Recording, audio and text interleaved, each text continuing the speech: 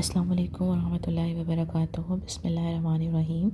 In this video we will discuss the emergency case of the stroke. आप अपनी ward में भी देखते होंगे कि मेडिसिन के वार्ड में स्ट्रोक के कितने पेशेंट्स आते हैं, ठीक है। और इसके अलावा मैं आपको अब इमरजेंसी केसेस पढ़ाना स्टार्ट कर रही हूँ। तो उसके अंदर जो मोस्ट कॉमन केस है वो स्ट्रोक है, ठीक है। व्हाट इज़ द स्ट्रोक, हम देखेंगे पेशेंट प्रेजेंट कैसे करता है हमारे पास, उसकी मैनेजमेंट क्या होती है, करेंगे हम उसकी, ठीक है। स्ट्रोक में बेसिकली क्या है कि जब भी आपके ब्रेन की वेस्कुलर सप्लाई कंप्रोमाइज़ होगी, सेरेब्रल डिसफंक्शन होगा, ठीक है, तो then it cause the stroke. Patient हमारे पास प्रेजेंट कैसे करेगा, अल्टर स्टेट ऑफ कॉन्शियसनेस होगी, ठीक है।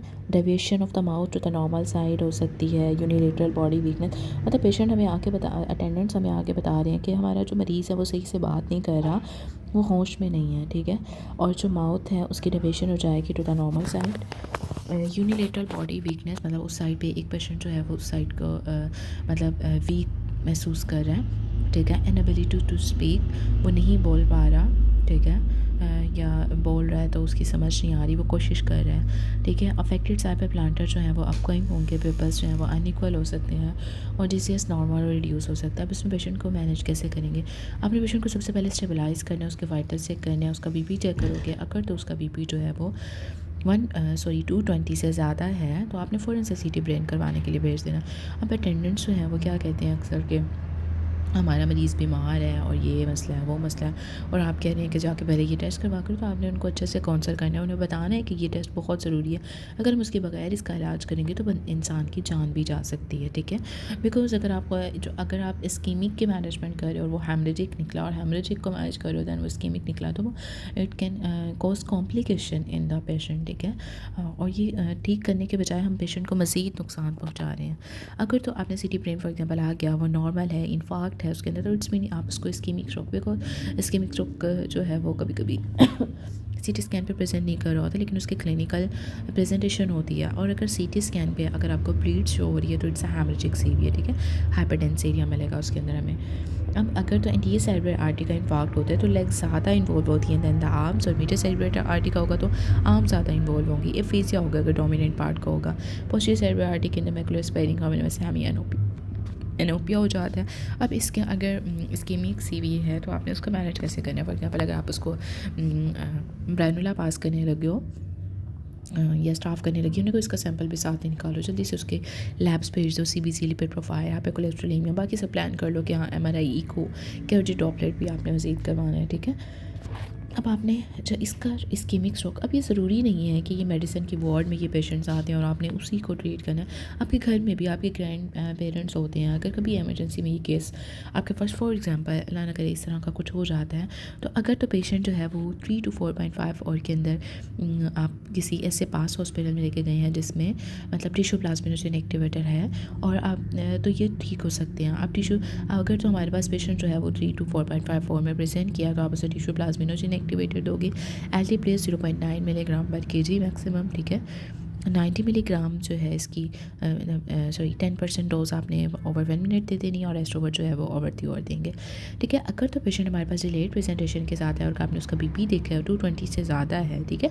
अब जो इस्कीमिक स्ट्रोक होता है ये आपने याद रखना है कि 220 के आपने उसका 170 से 200 तक बीपी रखना होता है, 170 से बिलो नहीं करना 72 आवर्स के अंदर।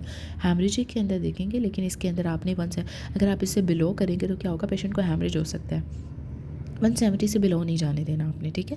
बीपी कंट्रोल, आपने उसका बीपी जो है अगर 220 ज़्यादा था, आपने लबीटालोल लगाया, ठीक है, मिक्स करके 10 से नॉर्मल सलाइन में, ऑब्वियसली आप स्टाफ को ही कहते हो, ठीक है। और 72 आवर्स में, और आफ्टरवर्ड आपने 140 से बिलो करना है। फर्स्ट 72 आवर्स में आपने इतना ही रखना है। फिर आपने जो है वो एस्पिरिन की टैबलेट 300 मिलीग्राम, ये 75 मिलीग्राम आती है, वही 4 टैबलेट पर और स्ट्रेट देते नहीं है, ठीक है। अगर गैप रिफ्लेक्स इंटेक्ट नहीं है एनजीटीओ पास कर दो, और आपने लार्ज इम्फाक्ट के अंदर एंटीकोएगुलेंट जो है वो विथहेल्ड करनी होती है 14 से 20 डेज़, और डुअल एंटीप्लेटलेट अगर तो माइल्ड स्ट्रोक होगा, एबीसीडी स्कोर जो है वो ग्रेटर दैन 4 है तो आपने लो प्लेट देनी है 75 मिलीग्राम, ठीक है। और स्टेटिन जो है वो आफ्टर 48 आवर्स देनी है सिम्टम ऑनसेट के बाद, ठीक है। एटोवास्टैटिन की जो डोज है एटोवा वो 80 mg एचएस देनी है, और रोसोवास्टैटिन की टैबलेट रोविस्टा जो है वो 20 mg देनी है, ठीक है। सो आपने स्टेटिन को 48 आवर्स के बाद स्टार्ट करवाया, अटोवा की 80 mg डोज होती है और विस्टा की 20 mg होती है। इसमें आपने पेशेंट को नर्सिंग केयर का कहना है, physiotherapy, anti nutrition, posture change, respiration, bed sore की प्रिवेंशन करनी है। सारा आपने कंसल्ट करते रहें अटेंडेंट्स को कि थोड़ी देर बाद आप इसको करवट दिलवाते रहें, फिजियोथेरेपी करें, हाइजीन का ख्याल रखें, ठीक है। हेमरेजिक सीवीए के अंदर अगर आपको हाइपरटेंस एरिया मिल रहा है, ठीक है, सीटी स्कैन के अंदर, तो इसका मतलब है कि उसको हेमरेजिक सीवीए। इसके अंदर पेशेंट आपके पास वही अल्टर स्टेट ऑफ कॉन्शियसनेस के साथ आएगा, वॉमिटिंग होगी, फिट्स और फोकल डेफिसिट हो सकती है। आप अपने वही इन्वेस्टिगेशन इसमें बीसीबीसी, प्लेटलेट काउंट, पीटीटी और बेस लाइन सीटी ब्रेन वही सब करवा लेंगे। अब इसमें आपने जो बीपी जो है पेशेंट का वो 140 से बिलो रखना होता है। आप पेशेंट को एवेलेबिटल दोगे सेम उसी तरह से, ठीक है। और आपने कोएगुलोपैथी या फिर ब्लीडिंग है उसको ट्रीट करना है, न्यूरोसर्जिकल कंसल्टेशन लेनी है कि अगर तो इसमें हीमाटोमा है तो उसको ड्रेन एवैक्यूएट किया जा सकता है, और हाइड्रेशन मेंटेन करनी है। 1 से 1.5 लीटर आईवी फ्लूइड्स आप दे सकते हैं। अगर इंट्राक्रेनियल प्रेशर है तो आप मैनिटोल दोगे। 150 ml जो है वो IVTDS देना होता है फॉर 3 डेज़ के लिए, ठीक है। अगर पेशेंट को फिट्स हो रहे हैं तो आप एंटीएपिलेप्टिक दोगे। इंजेक्शन लेरेज जो है 500 mg BD, और जो है वेलप्रोविड जो एपीवॉल होता है वो भी 500 mg IVBD देंगे, ठीक है। और नर्सिंग केयर आपने प्रोवाइड करनी है, ब्लड एंड द बाउल के सारा पेशेंट्स को काउंसिल कर देना है। तो हम रिवाइज कर लेते हैं। स्कीमिक स्ट्रोक के अंदर आपने पेशेंट का बीपी जो है वो कितना रखना होता है, 170 से 200 तक, ठीक है, इससे बिलो नहीं जाने देना। और हेमरेजिक के अंदर आपने 140 से बिलो करना है, ठीक है।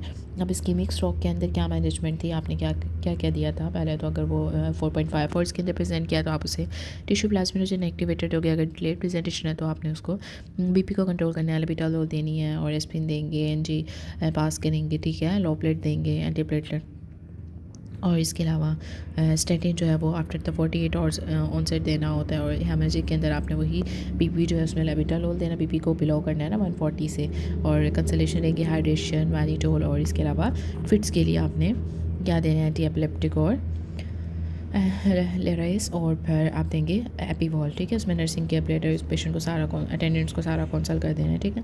अगर आपका अभी भी इससे रिलेटेड कोई भी इंक्वायरी हो तो आप कमेंट सेक्शन में पूछ सकते हैं। इंशाल्लाह हम एमरजेंसी के सारे केसेस करेंगे, और आपको एज आ एमओ, एज आ हाउस ऑफिसर इंशाल्लाह कोई भी प्रॉब्लम नहीं होगी, ठीक है। और काइंडली रिसाइट दरूद पाक एवरी डे।